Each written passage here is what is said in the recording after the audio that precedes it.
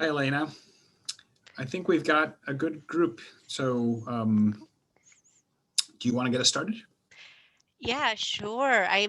First off, congratulations everyone for still being with us. I was glad we got that 10-minute break in there today, but this has been obviously super engaging content, but also a lot. So Gordon and I are hoping to lead this session more as a discussion, and we really want to hear from you and have a conversation. So not so many direct speeches or talking heads, so to speak.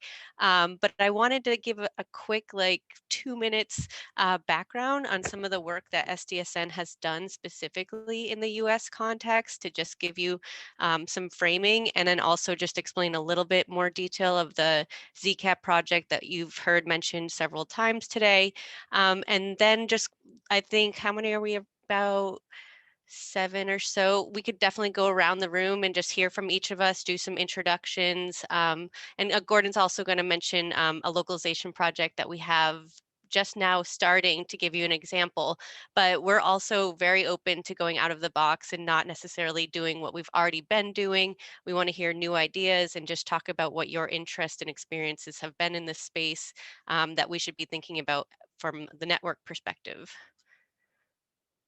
I want to share. I have 2 slides for you. Victoria, can you make me, are you on the presenter real quick? Yes, no problem. I literally put these together because I realized last 2 hours or so we haven't had any slides, so I think just a little bit of a visual might help stay engaged at this point. Awesome. Great. So can you see my slide? Awesome. So this is kind of just a depiction of all of the products that we've created in the US context around climate and energy work. This is dating all the way back to 2015 when we published our Deep Decarbonization Pathway project, which was our original modeling exercise. And at the time, I believe we were modeling to an 80% reduction by 2050. So we've obviously built off of that work since then.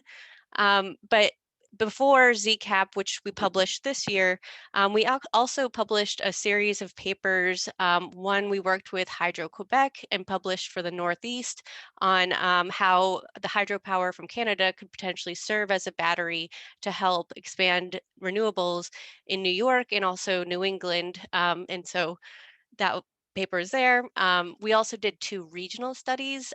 We published these throughout the last year, one on low carbon transition for the Southeast and one on the Midwest. So those are looking specifically at the resource opportunities in those regions to explore how scaling up of wind and solar and also interconnection between the regions could really help us to realize our decarbonization goals nationally.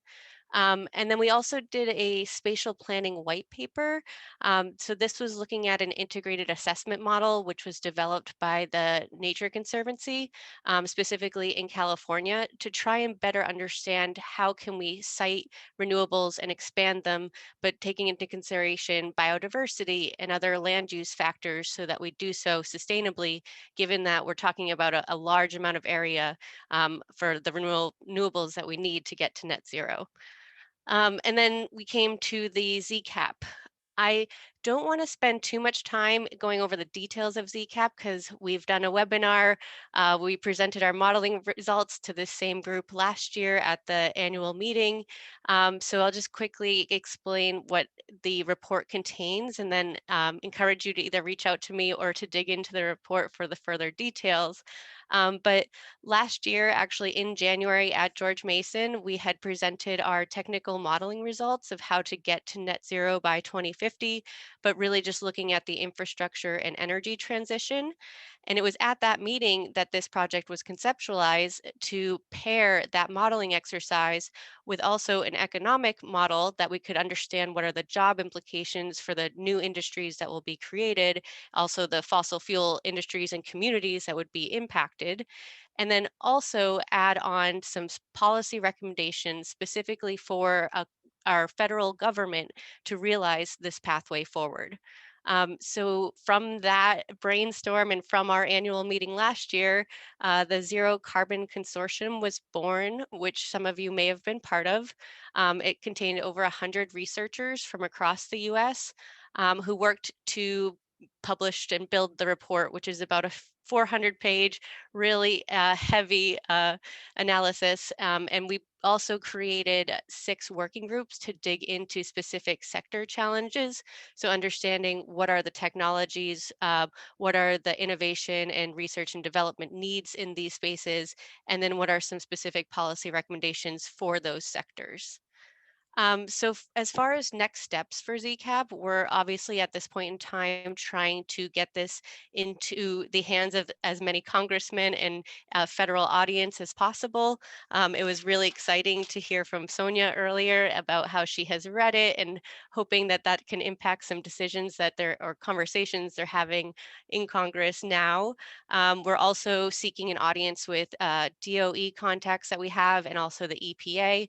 So really exciting momentum to really get the recommendations and all of this research that we've conducted into the hands of the decision makers who are now planning our future at the national level.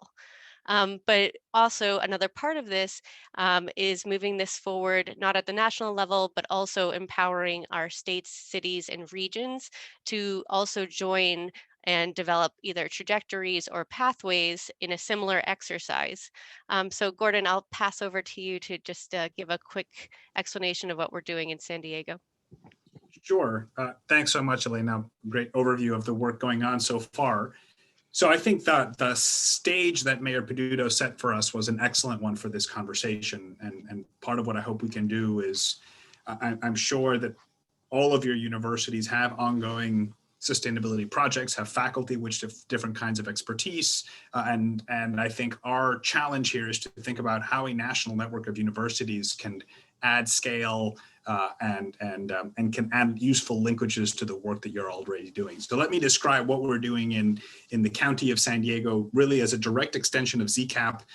The political landscape changed locally here at county level, and so we have a new board of supervisors that wants to rewrite the climate action plan, but also support the climate action plans of the 17 jurisdictions that are within the geographical area of the county. And so it's a perfect moment where they took our ZCAP and they said, we want something like this for this part of Southern California. And so the idea of actually grounding city and county climate action plans on a modeling backbone that contains the power sector, the transport sector, the buildings, the land use, all in a clear, transparent modeling trajectory of what's technically feasible and where we should be to 2050 in a way that's coherent with what the state's doing and embedded inside a model for what the country is doing, so that you get coherence up and down vertical scales and horizontally across the individual policy instruments that are being put in place by the local jurisdictions. That's the challenge, and that's the usefulness of writing down technical pathways that can then inform and discipline the political exercise of generating policy for climate action locally. And so that's exactly, we were lucky here because that was the directive that we already got from the county government. We want to do this. We want a regional decarbonization framework. Help us do it. We know you're doing this at national scale. We know you're helping do this at state scale.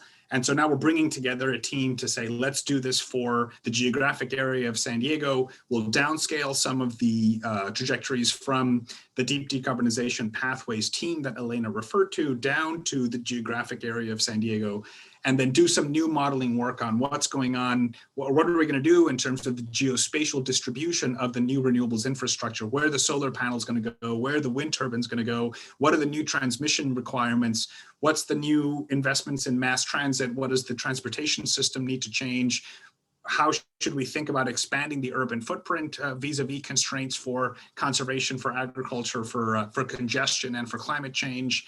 All of those things brought together, what are the implications for jobs? All of these things wrapped up as a framework that we can produce for all of the jurisdictions in this region that can then inform conversations on new versions of climate action plans, both for the county itself in terms of its unincorporated area that it has jurisdiction over, and the 17 cities within the region as they all work on their own climate action plans. So that's the idea. But I think for us, as Mayor Peduto said, thinking about how we can foment this linkage between what already exists and goes on in universities with all of the local and state jurisdictions that you already all interface with. What's a useful way of doing that so that we're not doing just 1 or 2 or 3 pilot projects, but really success here would be measured as generating activities like this at scale. And so I think that's just a place to start the conversation, but I suggest we go around and just hear quickly who you all are, what your projects are that you're thinking about this, and then what are your reactions to what the gauntlet that Mayor Peduto threw down on this is how he envisions universities working together with jurisdictions to actually move the U.S. at state and local scale towards decarbonization. So, Elena, I'll let you manage the floor. Do you just want to call out people and go in some sort of order? Sure. I'm just going to go in the order I see you on my screens, which might be different than yours. So Lisa, do you want to give us a start? Just say your name, where you're from, and then any relevant work that you want to share with us. Sure. Or thoughts. My name is Lisa. I'm from SUNY New Paltz, 30 miles north of New York City, public, small, medium liberal arts college. I've been at the college for 8 years, and greenhouse gas emissions has always been a really important focus. However, I'm really focusing on it now, and I'm intending to launch major campus-wide education engagement for carbon neutrality. And so that's why I'm here. I have had intriguing recent discussions with one member of our county government who is very much, they're politically aligned with the Green New Deal. And I think I'm really focused on campus things, and in a sustainability office of one sustainability person and energy manager. So I'm like really facing capacity issues to even like focus regionally. And I just sent an email to our regional engagement officer asking her what her thoughts are. So that's where I'm at. Thank you so much, Lisa. If I could just add another parameter, I don't think our only interest though is about engaging with government, but also there's a lot of needs, and even on like at your campus level, is there a communication need to help people better understand what the opportunities are, or what the reason for seeking decarbonization is? But just any of your experiences or even local challenges that you've been facing that we can conceptualize a role for the network to solve. I'll let you sit on that for a second if you'd like. Yeah, well, our campus is really, we all understand the problem. So everyone's kind of on board. It's a matter of orienting people to practical strategies to reduce emissions, I think. And a lot of people, I'm starting to illuminate dimensions of greenhouse gas emissions that we've had a really significant focus on buildings and infrastructure. And we've done great work in facilities management, and where people's heads are at in terms of the solutions are where it's at, and funding is flowing, the energy master plans are flowing, everything's in alignment. And so my job right now, in my mind, is to go beyond buildings and infrastructure and renewable energy procurement to, I think, scope 3 and refrigerant management, which involves like really going beyond just buildings and infrastructure. And so I was really interested in looking at your materials report and seeing what came out of that, your materials section. And yeah, so that's where I'm at. Joe, you are the next one on my screen. Sure. Hi, everyone. I actually work with Professor Gordon McCord. I'm a student at the School of Global Policy and Strategy in San Diego, and also working on the SDG Policy Initiative. And I'm also from San Diego, and I've been involved in local community politics for a long time. And I think that one thing that has come up a lot today, and that is really exciting to me about this process, is that I just see this real lack of capacity within local government to do a lot of these big things that local governments are now having to do. It's not just trash anymore. It's decarbonization, which is a very complex, difficult process. And I think we're lucky in San Diego in that there's a lot of energy to do that, but how we do that is a much harder nut to crack. And so I see this as such a great opportunity to bring the capacity of a world-class university like UC San Diego to this problem, and then within the larger ecosystem of the Sustainable Development Solutions Network, and then to be able to share that capacity then with other smaller cities who maybe don't have such a big university in their neighborhood. So yeah, it's really exciting. Thanks. Thank you, Joe, and thank you for all of your help in the project overall. Marshall, you are next on my screen. Hi, everyone. My name is Marshall Curry, he, him. I'm from Springfield, Oregon. I attended University of Oregon, where I found and work for an organization called the Educational Partnerships for Innovation in Communities Network. We like to go by EPIC-N. If you go to epicn.org, you can find us there. I think those of you from San Diego, you'll know the the SAGE project out of San Diego State University is one of our member programs. EPIC-N is a nonprofit association of university programs and local government communities who work together at scale to tackle problems identified by local governments. And so we've adopted as a nonprofit association now with global membership and working really closely with UNEP GAN. We have realized that we really needed to get out in front and really dive into the SDGs and support all of our member programs who work autonomously to support those local governments adopt the SDGs and move them forward. And so we've had a lot. The director, he's in another breakout room. He's met with SDSN folks a few times, and I've taken a bunch, or I've started taking a bunch, and been certified in one or two of the SDG Academy programs. And my real goal is to, I guess, try and help meet that charge that I missed. I heard the follow discussion. I had another meeting I had to attend from the mayor of Pittsburgh. We help communities tackle that problem statement Gordon was talking about, and I'm really curious about how you're mapping at the zip code level. We have a MOU with the EPA where we're starting to look at all the projects that have been done using existing courses for the most part on college campuses to match to those local government needs to work on those projects that they want to be done. And so we have this big database of those projects, and we're starting to map and dive into that. And we also want to use that to help those programs talk to their community partners, their local government partners, identify what SDG that maps to, which target, right? And then which data set that maps to. Start finding those holes in the data sets that exist and start helping those local universities work on whatever it makes sense to work on to move those communities forward in their pursuits, but also the US and its reporting pursuits and that real-time data problem that we have with a lot of the SDGs in the US. And I'm not as familiar with them as you all might be, so I'll leave it there. I think that if you are at a university and you're looking to do kind of what Lisa was talking about, we don't have capacity. We're looking to partner outside on these projects instead of just internally. EPIC-N is a really great place to go because we've got a lot of leaders who have done it for 5 years and are at sometimes less capacity, as they're usually faculty who start the programs.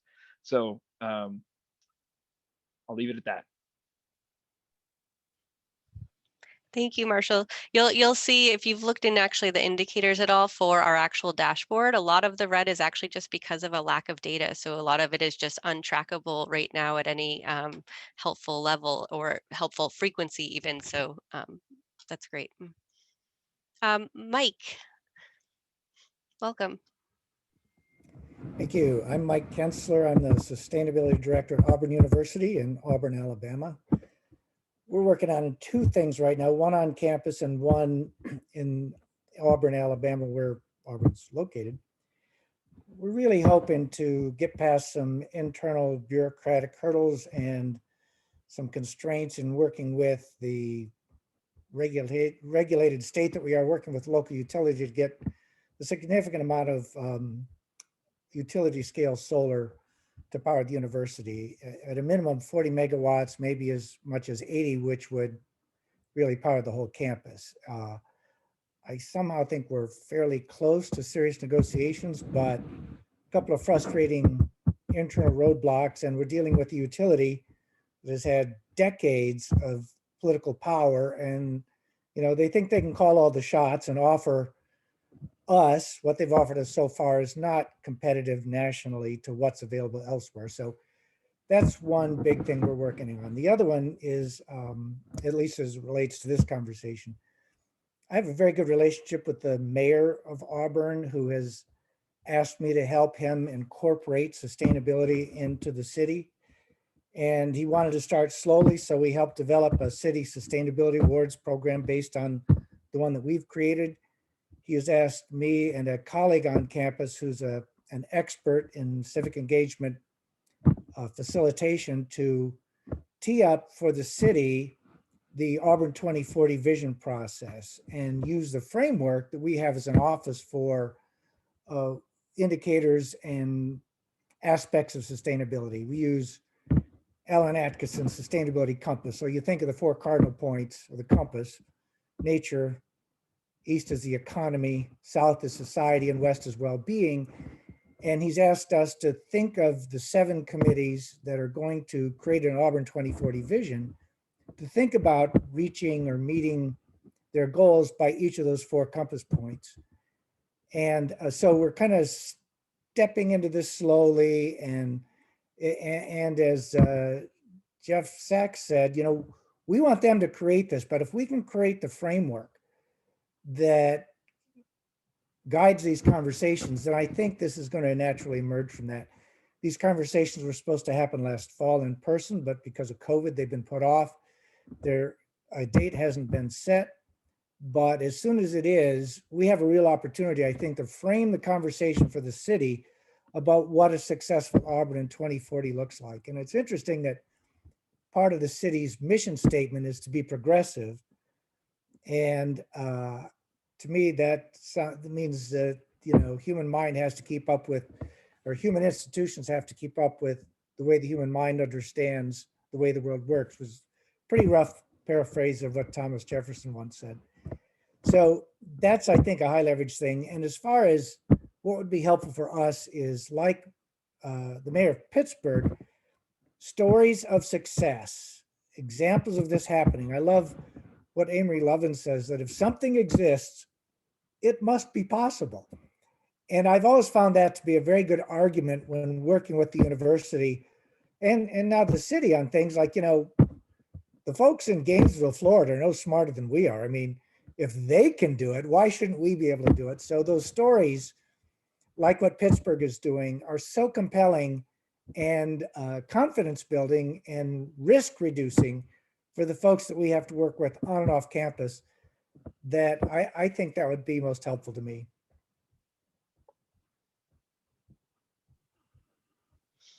Gamifying it and making it a competition as much as possible. It's what a lot of our index work is actually based on at a national level.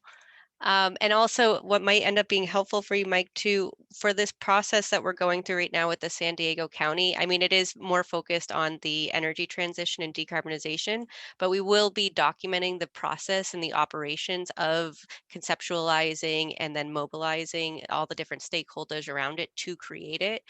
So kind of guidelines of sorts, and hopefully have that later this year. So I think maybe you have a little bit of a wider scope on your hands at the moment, but that might be useful. I'm sure it will be. And the Auburn 2040, while it is a wide scope, I think that creates a safe space for decarbonization to come up as part of this system-wide approach. I guarantee you there will be citizens in some of these committees who ask that question. And in the context of what the city looks like in 2040, I think it creates a safe, broad space to have that conversation. Great. Elizabeth? Hey everyone, my name is Elizabeth Drake. I work in the sustainability office at Swarthmore College, just outside of Philadelphia. Swarthmore hasn't previously been involved with SDSN, so I'm kind of listening in to the network meeting today and tomorrow to learn a little bit more about kind of the organization and opportunities to potentially get involved. In the context of this session, Swarthmore is committed to achieving carbon neutrality by 2035, and we've done extensive master planning efforts that charts the path to decarbonizing our campus energy systems. But one opportunity I think that we're missing out on a little bit is getting plugged into regional climate action and thinking about what the role is of higher education institutions in Pennsylvania as, you know, a major extractor of fossil fuels. You know, what role does higher education play in helping keep fossil fuels in the ground in Pennsylvania, you know, which is critical to mitigating climate change. So that's something we've been thinking a lot about regional recently. I don't really have any answers there, but yeah, something I'd love to brainstorm about a little bit. Elizabeth, if you end up joining the network and stay connected with us, the lead author for that Marshall Plan that Mayor Peduto presented, Leslie Marshall, she's fantastic, and she's at the University of Pittsburgh. I'm sure she'd love to have that conversation with you further. Very cool. Thank you so much. One other comment I'll just add too is, you know, listening to Mayor Peduto, I think it's clear what the role of large research universities can be in these efforts. But I think as a small liberal arts college, we struggle with figuring out how, just as a much smaller institution with fewer faculty and staff, how we can be meaningful contributors to this work. So I think that's another kind of issue that we're grappling with right now. Absolutely. I think Aniket mentioned some about that earlier also in his remarks about the delineation of responsibilities and understanding what people have agency over and what domains they can control, and then who you need to collaborate with to achieve goals that are out of your domain. Definitely a need in this space. Fiona, would you like to introduce yourself? Sure. Hi, everyone. My name is Fiona. I am an intern on the climate and energy team at SDSN. So I've been working for Elena and the climate and energy program for about the past 6 months. And last fall, I helped support the Zero Carbon Action Plan development. So I'm really excited to learn more about how the ZCAP framework can be applied at the local level and learn more about how universities and local governments can partner to reach net zero. Fiona, not to put you on the spot, do you want to give a teaser for our story map that's coming out shortly related to ZCAP?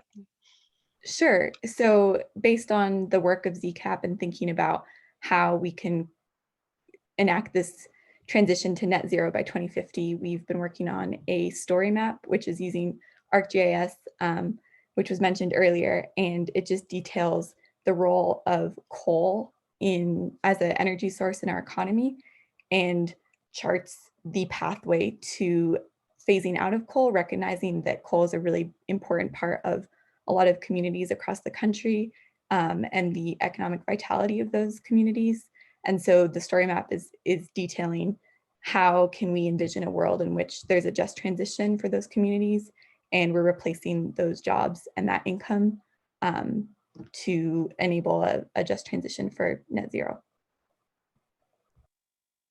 Perfect. Yeah, this builds on the work of Robert Poland, who we worked with to actually do the jobs calculation for our national study, but he's actually worked with the state of Colorado to estimate, you know, and pinpoint which communities would be most effective, and then also make some just transition policies for either compensating or training those communities so that they can be part of the transition and not just left behind. Dan, you are next on my list here. Hello, I'm Dan Dixon, University of Maine Sustainability Director. I'm up here in Orono in central Maine, so pretty far out in the middle of nowhere. We're surrounded by trees, and the great northern Maine woods is right next door. And right at the moment, we've got a climate neutrality date of 2040 through the Second Nature climate commitment. And my president received this invitation for the SDGs. We also received an invitation back in 2018, and I came to the conference then as well, and it was quite fun. So we're still playing around with the idea of becoming a member. and I'm sort of here to check things out again and report back.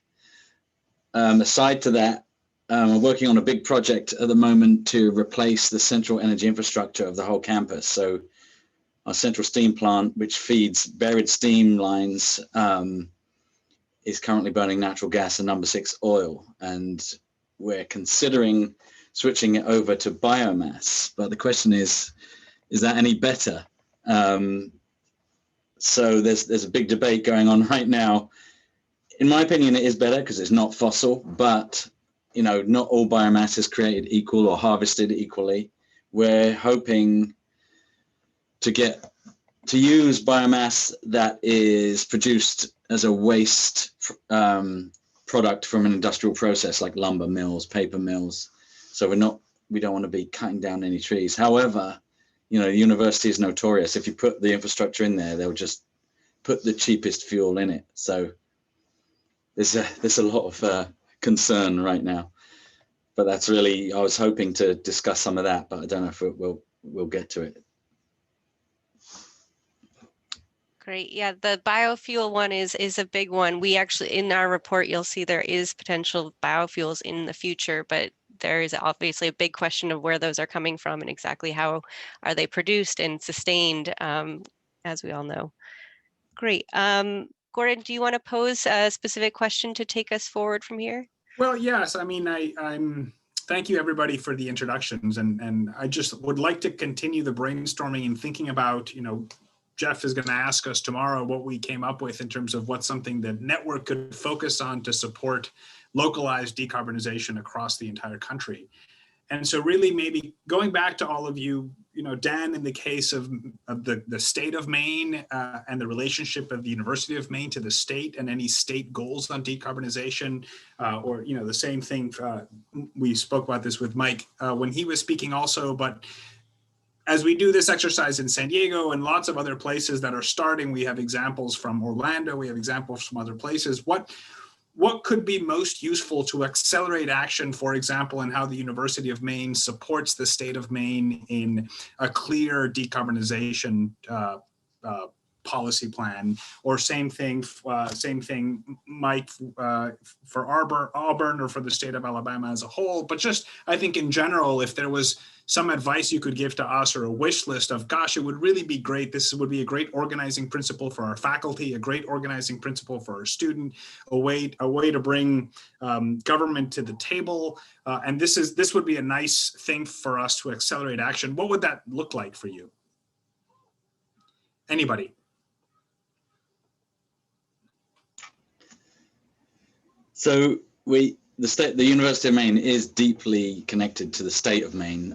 It's good timing, actually. The state of Maine just came out with its climate action plan update. The first one was in 2004. So that many researchers from the university were involved in crafting the plan, and it was done actually in a very similar way to the zero, I forget the name of it now. Zero carbon action plan. Yeah. So. Oh, you're muted, I think. Sorry about that. Did I just mute myself by mistake? Okay. Yeah. Only on the end. Only on the end. We just lost the last little bit. Yeah. So the State of Maine Climate Action Plan is very similar. It's similar layout to your zero carbon action plan. And I was involved in the buildings working group, which was fun. And it's nice to see some of our, we worked for a year to come up with recommendations, which then went to the final plan. And now it's basically going to the legislature to see what they can do with it. And that could take years, but it's definitely fun to follow along. And the state of Maine has a lot of pretty, I'd say, bold goals. So Governor Mills has basically committed to carbon neutrality by 2045 as a state.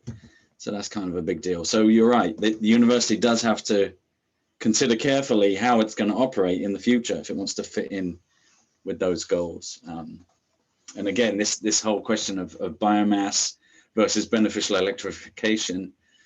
I mean, beneficial electrification is definitely the way to go, but it costs so much. So that's really the hurdle right now. It's really how to finance what needs to be done. And then, the question also spans over to even more local jurisdictions. So a lot of, the rubber hits the road actually in a lot of counties, depending on what state you're in terms of the land use challenges. They're actually not in the state's jurisdiction, they're down at the county's jurisdiction. So I think figuring out how we can support at all of these levels of government and where we can find useful entry points and support that, again, at scale, I think is the real challenge. I think the same thing applies to New York and to Pennsylvania. Marshall, you didn't talk about the state of Oregon to some extent, but we've got thousands of counties around the country also who largely don't have the human resources inside government to put forward technically sound decarbonization plans for the things that they have jurisdiction over. And so ways to support that, I think, is where we can get creative. Does anyone else want to jump in?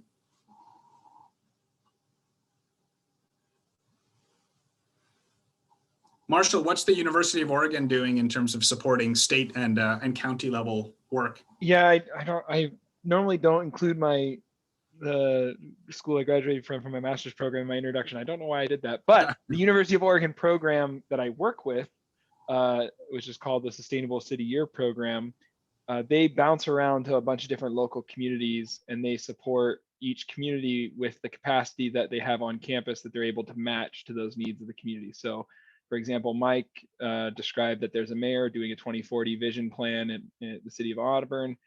We have the University of Oregon program and others have partnered with mayors and county officials and transit districts and small rural and even unincorporated communities to help use existing courses with the faculty expertise to guide the way forward, to help with the vision drafting and engagement around the vision and redrafting, and then even enacting the vision after it's published from many of our universities, but Oregon as well,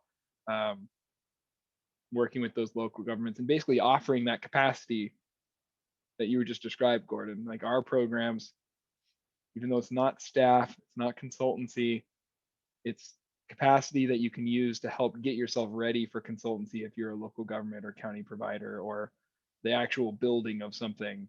And I think that the problem that Dan mentioned, which is how are you going to finance and how are you going to get the political will to do the things, is more of the problem we see from our network. Is we can provide a ton of recommendations and plans and ways to go about do things and data tools to go and measure those things once you enact them. But our programs aren't the best at saying to that local government after the partnership ends, here's how you fund it. Here's how you get the political will. Some of them do, but it's mostly just through local regional philanthropy and not through private sector stuff. So that may be an entry point for us, Elena, in terms of something new to work on. It sounds like even as we put together something like a generic support profile that would come out of the San Diego work that could support any county, as you described earlier, maybe something specifically around the financing challenges for local government for decarbonization is a gap that needs to be filled, and that would be helpful to Marshall and to others. And just funding for the programs as well. The thing is, like, all of our programs kind of work outside university budgets, and so or alongside it, and so they're always threatened, and they have to rely on sometimes communities to pay for their programming on like a la carte or a fee for service kind of a thing. And so there's that as well. And so maybe we work with Second Nature to make it a part of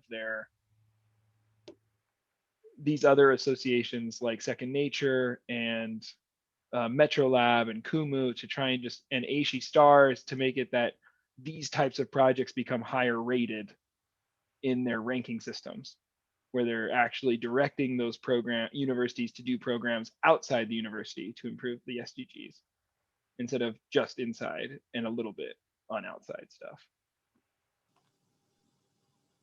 In Alabama, we have the opposite problem that Dan has, in that I'm confident Auburn is the only university to have a climate action plan, to have signed the ACU PCC commitment back in 2008. And so it's not on radar screens now. People aren't asking the question here, so how do we become carbon neutral? It's only going to come up, it'll emerge from the conversations we're having, that it will just come up. So to me, what would be helpful is the economic arguments, the resilience building arguments. We were fortunate enough to have Catherine Hayhoe on campus a year ago, and she met with the mayor and a couple of city council members, and she really had them on the hook as far as your need to do resilience planning, and that the only way you were going to make smart decisions for Auburn or any community 20 years from now is to be doing this and to making these plans, because it's not just about getting to zero carbon. It's about being able to be resilient in the face of the changes that are happening and are coming. So anything like that that helps create the case that this is smart from their perspective, where they are now, I think would be really helpful. Mike, I think also having a Catherine Hayhoe just visit all of these community councils would also be amazing. She's incredibly persuasive. That would be good, yeah. Did I see another hand? So I think we have one task that we need to do before leaving today, which is designated somebody to report back to the bigger group tomorrow. Elena, I'm going to have to leave that in your hands because unfortunately here, I've still got half my workday left here in California. So I have a meeting that I'm a few minutes late for. So I'm going to have to say goodbye, but thank you for this conversation. It's really useful for us to hear different kinds of challenges that people are facing in the decarbonization challenge across the country. And let's keep this conversation going to brainstorm over the next day on how we can be useful to each other. I'll let Elena wrap up so that you can decide who's going to present tomorrow. And I look forward to seeing you all tomorrow. And sorry, I have to run a few minutes early, but it was great talking to all of you. Have a great afternoon. Thanks, Gordon. I feel like we still haven't necessarily addressed the key question, which is what is the role of the network in all of these challenges? Because we have a lot of diverse challenges here at different scales as well. Trying to think of a way to bring it all together.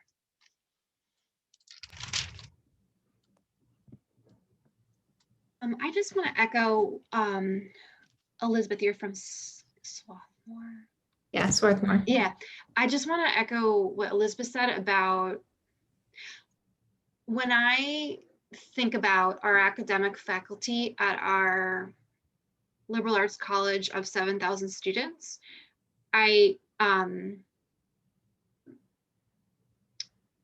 understand the role and capacity of research institutions, but as a medium-sized liberal arts college, knowing the specific research interests of our faculty, I don't always know who to go to lead that decarbonization future and like that engagement. And so I guess like thinking about my particular institution, like I don't have access, I do have some access to provost offices, but like, I think that one of the gaps we have in our institution is academics for climate action. And the doer, the action people to wrestle with the kinds of ideas that are in the zero cap. Like one strength we have is in water, and like we have the regional person I mentioned from the county. She said in the Hudson Valley is the water collection system huge, thousands of acres for New York City, and they have employment needs and they have sustainable water management needs, and so goal 6. And so like I was able to connect our School of Engineering and Sciences and a whole bunch of faculty who I know care about water quality with her and our dean, and like they're having a meeting. But like I feel like there might be a gap in academics for decarbonization.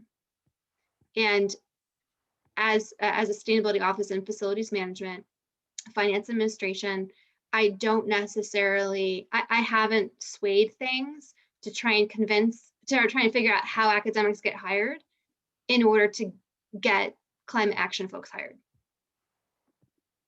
I'm seeing some head nods. No, I totally understand where you're coming from, and I agree with everything you're saying. I feel like, you know, as you said, in your case it's water. At UMaine it's like wind energy. You know, I feel like different places have their specialty, and where it's fairly easy to get a group together and really focusing on something, but to get a large group together really focusing on a large number of the SDGs is like next to impossible. You know, as an individual, I think the only person that can really do it is going to be the president and the provost. They've got to make announcements, they've got to stand by it, and they've got to provide incentives for people to work on that stuff. Otherwise, people are only going to work on the stuff they want to work on unless there's an incentive to do something else, and then they'll do something else. In our network, I put this in the chat, but basically in our network, our programs only rely on what they have on campus. So I would not be able to ask them to work on a decarbonizing program or project with a local community unless they had that faculty like you were describing, Lisa. And I think that it's, from what I've been learning from all of the universities, is they all have those holes. And it's all about how we can partner, and why I'm so thankful for the Times Higher Education ranking, pushing universities to map their course offerings and their research to the SDGs, so we can better map what assets each university has, so that way we can coordinate, like, hey, Lisa's program's got a bunch of water faculty, but this other program over here has a lot of faculty in another focus area. And as they shift communities that they're working with, maybe they can partner, so that way they're able to offer both SDGs in their local region, even though it's two different universities and it gets politically like not helpful for when you're talking with your local admin from your university. But no, you raise such a good point. So if you've got 17 SDGs, 17 different universities, each one specializing in one, how do you get all 17 of them to work with your state to have your state address all the SDGs?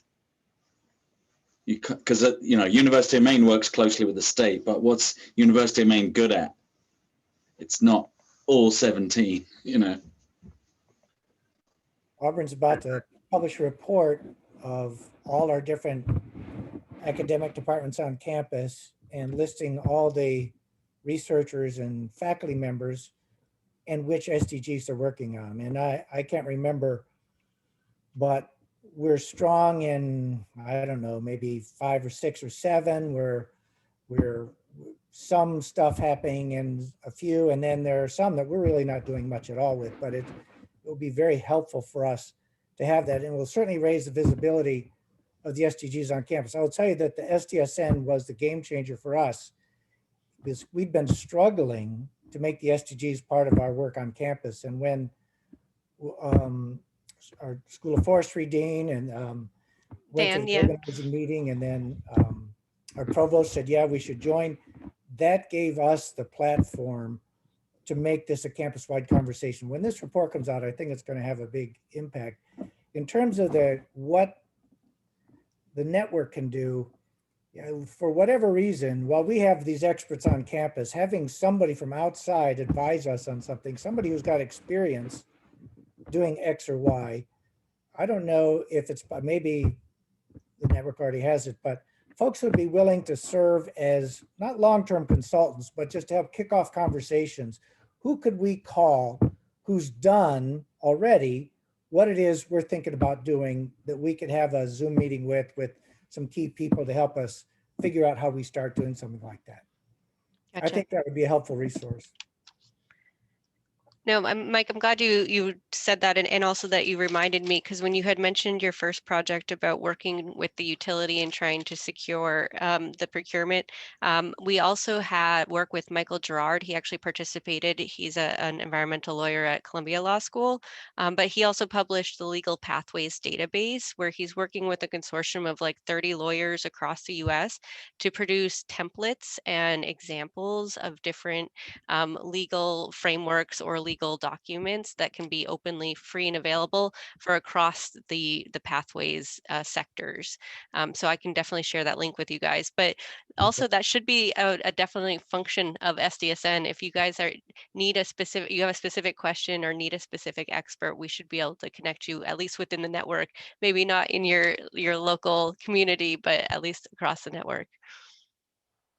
Very good. Hi, David. Yep. Hi, sorry I was so late, so I may be out of turn here, but I think another thing that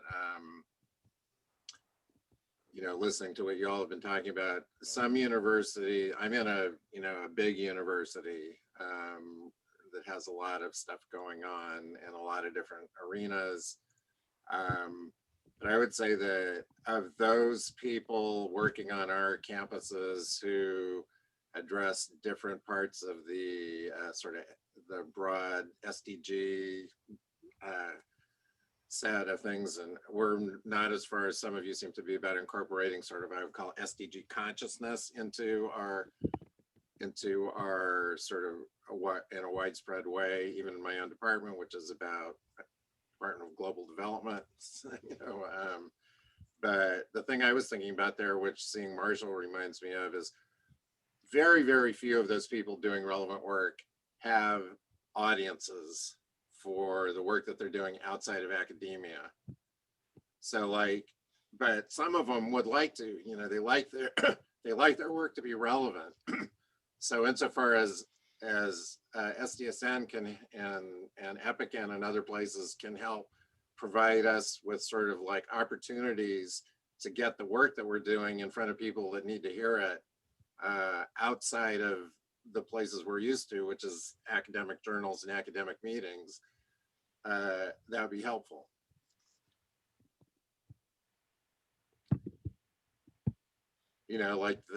Like having I forgot her name, Agrawal, Sonia Sonia, Agrawal, yep.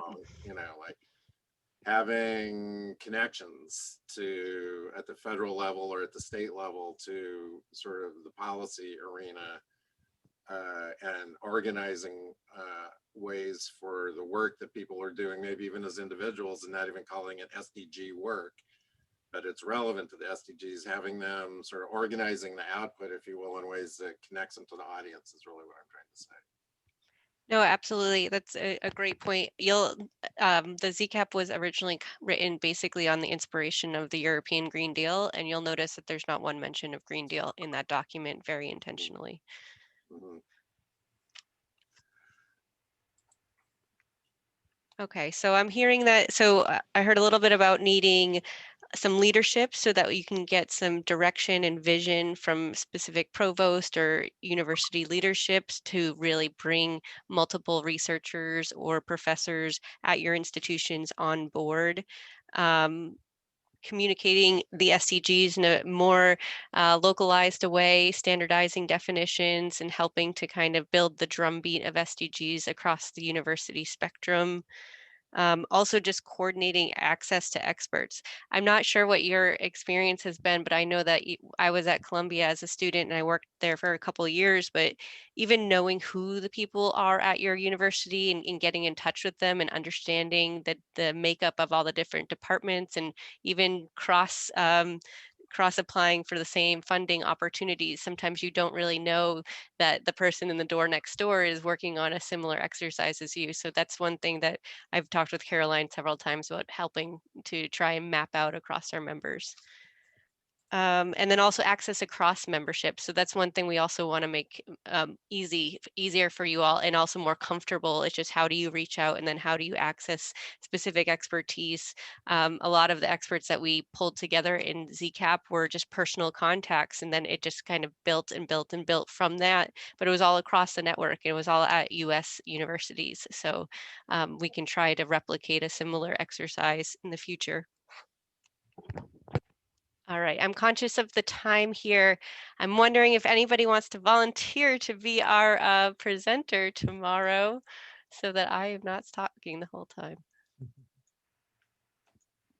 David, you came late, so you're off the hook. I'm looking at Marshall and Mike because you're both smiling.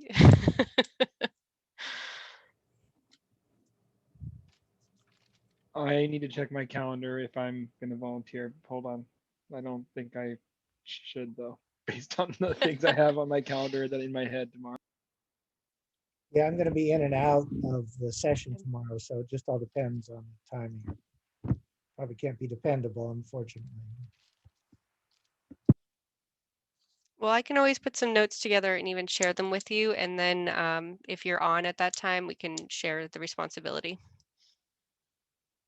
But we'd just love to hear from our network members and we're trying to emulate the in-person experience where you would actually get to meet and greet other members if we were all able to be in the same room. Well, if I'm online and you have some notes for me to use, that makes it pretty easy. All right, Mike, send me your email in the chat so I have it. So I'll share them with you. And I'll go ahead and put my email in the chat as well. That way, if anybody else if you have any other questions or ideas as you think about this, if you haven't looked at our actual ZCAP report yet, please do. I'm also going to give a quick 5-minute presentation to the bigger group tomorrow on that to give you a little bit more detail. But we're really just trying to push forward this agenda. And I don't think it needs to always just be these technical modeling exercises, but a lot of this is communications or outreach or advocacy. So very much interested in hearing ideas in that space as well for many of you. Great. All right, Mike, I see your email. I'm going to go ahead and put mine in. Thank you, everyone, for lasting as long as you have today and for participating in our conversation. Really appreciate it. And we'll see you tomorrow. Great. Thanks. Thank you, Elena.